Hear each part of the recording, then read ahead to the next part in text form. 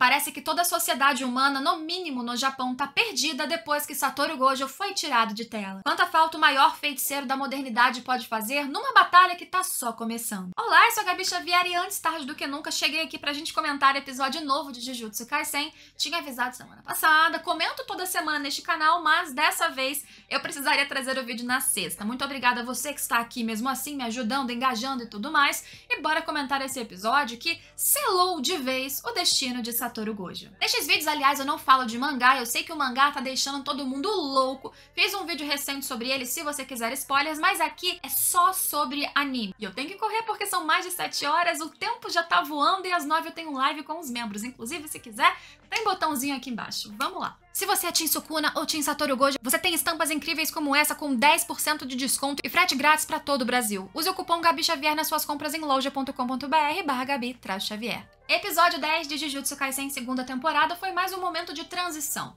Isso porque é importante a gente situar vilões e especialmente feiticeiros Jujutsu que estavam fora de todo esse panorama depois de um grande ápice em que o maior feiticeiro icônico perdeu. Perdeu não. Foi selado, mas, querendo ou não, como o próprio Gojo diz lá dentro do seu reino da prisão em que está deitadíssimo agora, ele bobeou, ele deu mole. Ele tinha, ou pelo menos era esperado dele, que visse todas as probabilidades, que ele calculasse todos os riscos e impedisse exatamente este tipo de situação.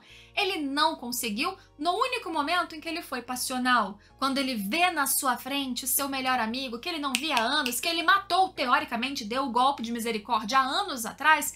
Isso mexeu com ele e essa sua, talvez única vulnerabilidade fez com que ele perdesse. A gente pode usar esse termo, sim. Para as pessoas curiosas, como sempre, os capítulos adaptados do mangá foram 91, 92 e 93 completos. E eu acho que esse episódio não só é uma transição e situação de como está agora o panorama do incidente de Shibuya, mas também um breve papo sobre como o mundo de Jujutsu Kaisen é muito dependente de Satoru Gojo. Pra tudo. Porque ele entrou dentro dessas primeiras barreiras, não apenas porque estavam o chamando pelo que foi vazado das cortinas, mas também porque ele é o cara mais poderoso. E é uma vida muito solitária ser o mais poderoso, porque até para o melhor aproveitamento das suas habilidades, ele precisa estar sozinho. Ele precisa, preferencialmente, não estar rodeado sequer dos seus amigos feiticeiros Jujutsu, por mais que aqueles muito fortes.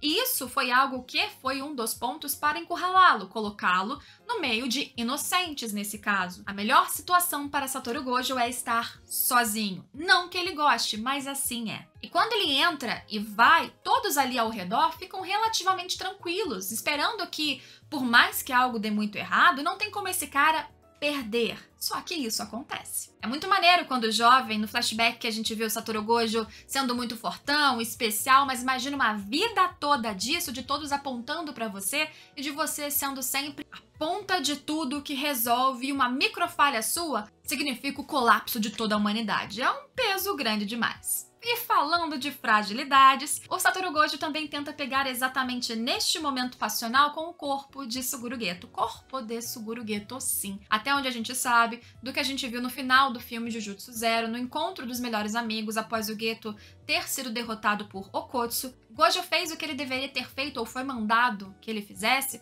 exatamente no final do flashback que a gente viu nessa temporada. Quando ele encontra o Geto, depois do Geto cometer um grande crime contra vários humanos comuns, Gojo deveria encontrá-lo e acabar com ele. Ele não consegue. Por isso que no filme fica implícito que sim, ele deu um golpe de misericórdia, mas não mandou o corpo pra Shoko, o que ele deveria ter feito. Ela não pega.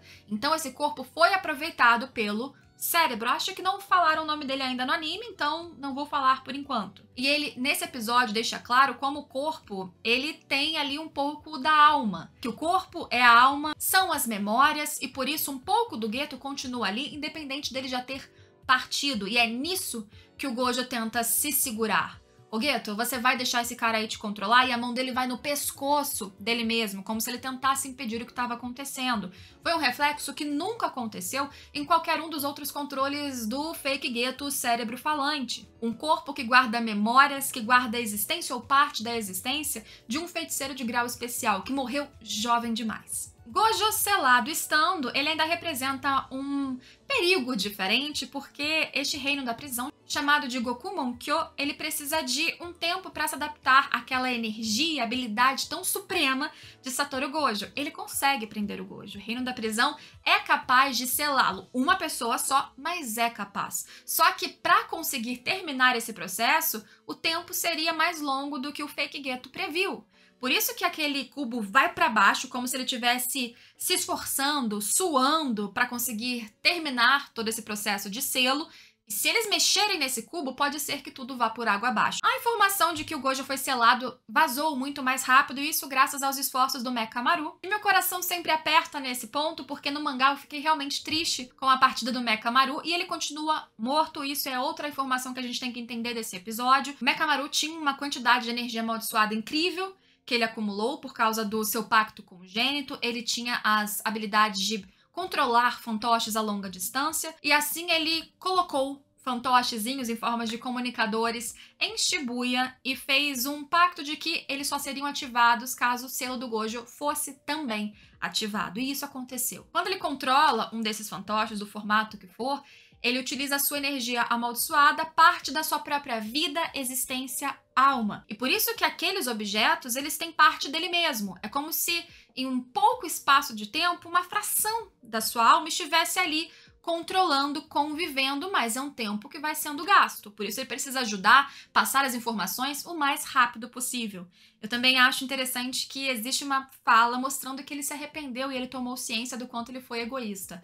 Com todos, com toda a sociedade, se preocupando apenas com as suas necessidades e não com a consequência. Mas já era tarde demais, pelo menos pra ele. O resto ele tá tentando remediar. E ele escolhe falar com o Itadori Uji, o menos provável de ser um traidor, e com a Mei Mei. A Mei Mei acaba ficando ali embaixo pra domar qualquer maldição de nível especial, feiticeiro muito forte que estivesse ali prestes a atacá-los, e fica também já claro nessa cena que existem muitas figuras fortes que estão ou ao lado do Fake Geto ou se aproveitando dessa situação agora que Satoru Gojo, o fortão que podia acabar com qualquer um mal intencionado num estalar de dedos, ele não tá mais lá. Itadori tem a missão, por sua vez, de correr para avisar todo mundo do que aconteceu com Gojo e fazer toda uma mobilização para que eles conseguissem resgatá-lo. Esse é o esforço fundamental. O Mekamaru também consegue passar para eles a informação, né? Depois o Mahito destrói o seu comunicador que estava observando tudo lá em Shibuya, mas ele passa a informação de que o Gojo, o cubo dele, na verdade, tá ali por um breve período sem poder ser movido. Essa é a chance deles, e por isso que o Itadori sai correndo para subir no terraço e gritar, avisando sobre o selo e chamando o Nanami, ou Nanamin. Esse foi um episódio mais de texto, mais de transição, mas ainda assim, quando a gente teve um micro momento de ação do Itadori correndo com toda a vontade e dando uns socões nas criaturas ao longo do caminho, foi um micro espaço mostrando toda a obstinação do protagonista e te provando, o espectador que não sabe o que vai acontecer, que essas criaturas mais furrecas já não representam qualquer desafio.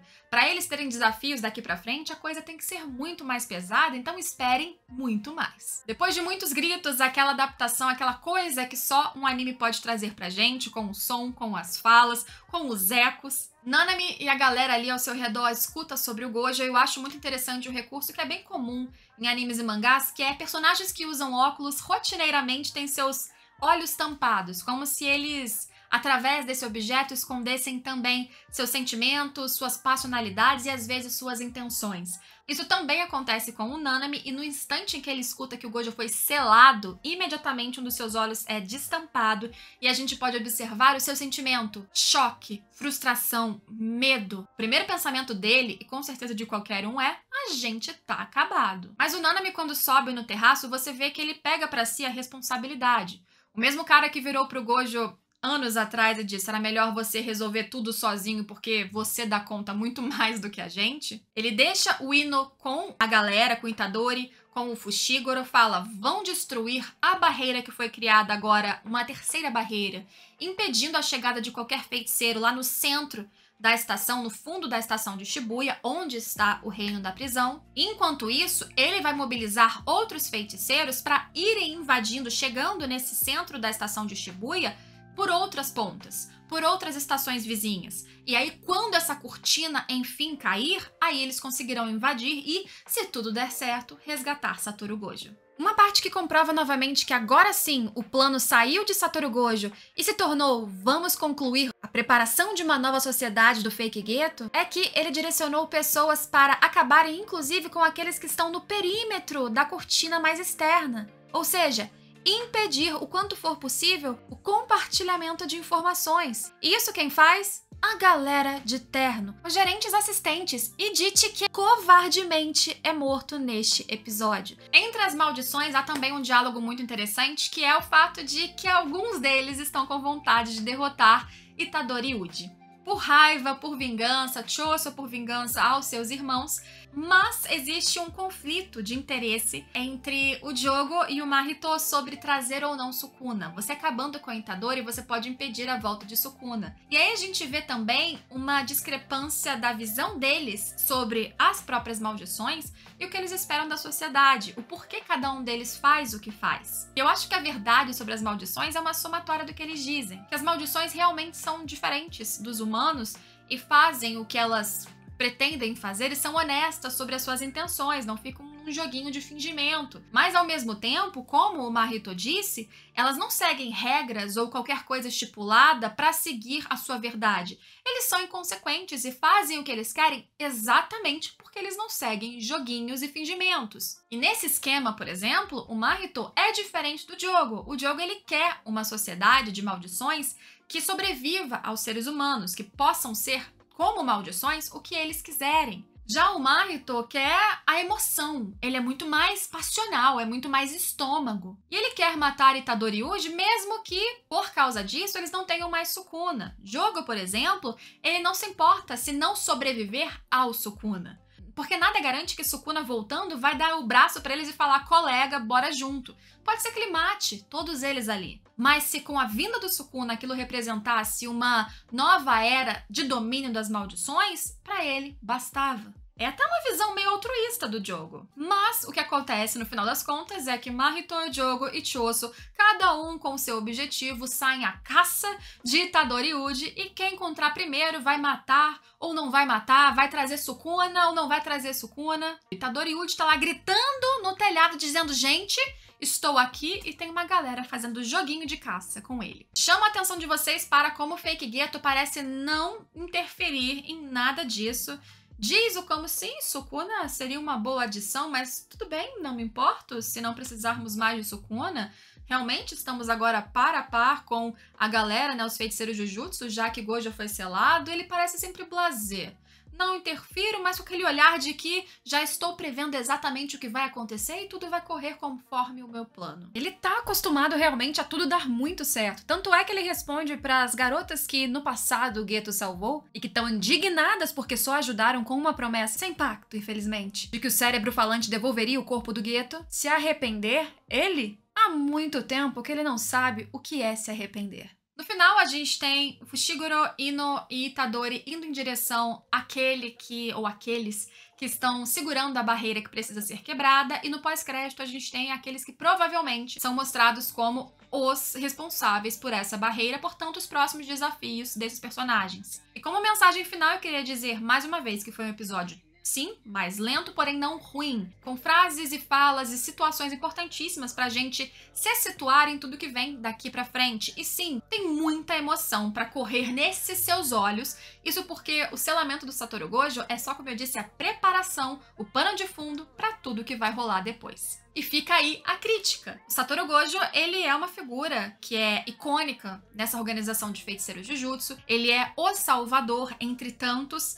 Ele é aquele em que todos confiam, gostando ou não por causa da sua incrível habilidade, mas ele também é muito solitário nessa missão. Porque se ele falha, se ele é passional por um instante como ele foi, tudo vem a ruir. Imagina a responsabilidade, imagina o sentimento de estar sozinho. Por isso que eu acho que existe aquele brilho de esperança quando ele pensa, tá com vocês, vocês vão dar certo. Por isso, talvez com um cara que não tem qualquer habilidade para ser um professor, para ensinar, ele tenta fazer isso, ou ele tem esse intuito, provavelmente com o desejo de passar este seu legado para outros, de dividir este seu legado com outros. Para mim, Satoru Gojo, ao mesmo tempo que é um grande pilar dessa organização, dessa sociedade, é também um grande buraco.